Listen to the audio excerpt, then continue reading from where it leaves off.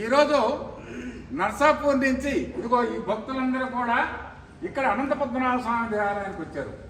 ఇది వికారాబాద్ జిల్లాలో అనంతగిరి అటవీ ప్రాంతంలో ఉంది. సుందరమైనటువంటి ప్రకృతి మధ్యలో ఈ దేవాలయం ఉంది. అత్యంత అద్భుతమైనటువంటి దేవాలయం, మహామహిమాన్వితమైనటువంటి దేవాలయం. అనంత పద్మనాభ స్వామి ఎప్పుడైనా కానీ శయనముద్రలో ఉండడం మనం చూస్తుంటాం.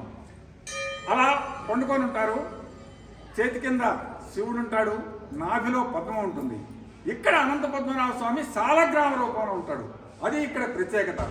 రెండోది ఏంటంటే, ఇక్కడ అనంత పద్మనాభ స్వామి మనము ఉత్తరముఖంగా వెళ్ళి తూర్పుముఖంగా ఉన్నటువంటి అనంత పద్మనాభ స్వామిని దర్శించుకుంటాం.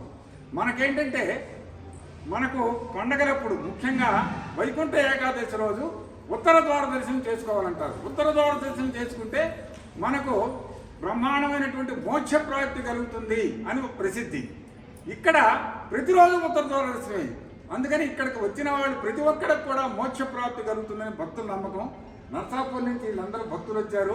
వీళ్ళకి కూడా ఆరోగ్య ఐశ్వర్యాభివృద్ధి కలిగేటట్లు, భగవంతుని వీళ్ళకి మోక్ష ప్రాప్తి కలిగేటట్టు ఆశీర్వదించమని ఆ భగవంతుని వేడుకుంటున్నాం.